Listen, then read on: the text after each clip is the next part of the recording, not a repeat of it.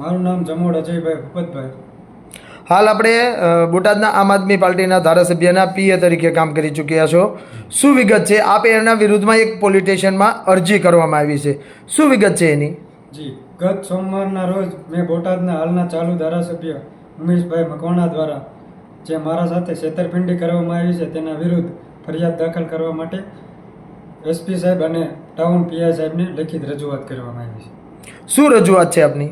જી, હું બોટાદના ધારાસભ્ય ઉમેશભાઈ મકવાણા સાથે ફેબ્રુઆરી 2023થી એપ્રિલ 2024 એટલે 14 મહિના જેટલો સમય મેં નોકરી કરેલી છે. જ્યારે નોકરી ચાલુ કરી ત્યારે મારા પપ્પાને ઉમેશભાઈ અને મારા પપ્પા ખાસ મિત્ર હતા. એટલે ઉમેશભાઈ દ્વારા મારા પપ્પાને એવું કહેવામાં આવ્યું કે તમારો પુત્ર જે ભણેલો ગણેલો અને હોશિયાર છે અને મારે પીએની જરૂર છે, તો હાલ અજયને મારી સાથે પીએ તરીકે મોકલો. એ પછી ઉમેશભાઈ જોડે મારા સંબંધ ઘનિષ્ઠ થતા ગયા. જેમ જેમ સંબંધો સારા થયા એમ મને વિશ્વાસ પણ આવ્યો. ત્યારે ઉમેશભાઈ થોડા સમય પછી ગાંધીનગર ખાતે તેમના પરિવાર સાથે સ્થાયી થયા. ત્યારબાદ ઉમેશભાઈ દ્વારા મને આશ્વાસન આપવામાં આવતું કે તને ઓફિસ ખાતે કોઈ વસ્તુ દેવા માટે આવે કે કોઈ બિલ ઉઘરાવવા માટે આવે તો તારે એ ચૂકવી આપવાનું.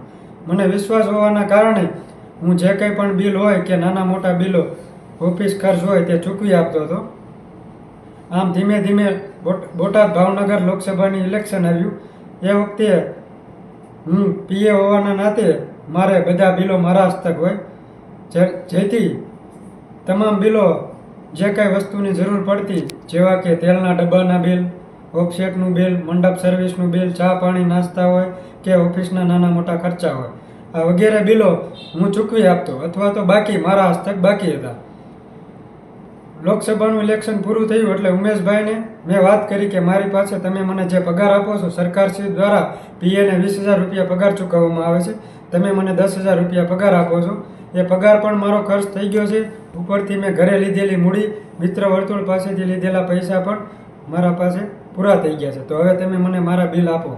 તો ઉમેશભાઈ દ્વારા મને એવું કહેવામાં આવ્યું કે તું મને બિલ આપ, હું તને તારી રકમ આપી દઉં. મેં ઉમેશભાઈને બિલ બતાવ્યા તો તાત્કાલિક એ ઉશ્કેરાઈ ગયા અને મને એવું કહેવામાં આવ્યું કે આવા બિલના થોડા પૈસા દેવાના હોય, નથી દેવાના. હવે તું બિલ માગવા આવીશ તો તને અને તારા પરિવારને બેને ઠેકાણે પાડી દઈશ. ઠેકાણે પાડી દેશે એટલે મારી નાખવાની ધમકી આપી? જી, ઠેકાણે પાડી દેશે એનો મતલબ એવો જ થયો ને. અને ત્યારબાદ ઉમેશભાઈ દ્વારા એવું કહેવામાં આવ્યું કે હવે મારા પાસે બિલ માગવા આવતો નહીં, બોટાદના તમામ અધિકારીઓ મારા ખીચામાં છે.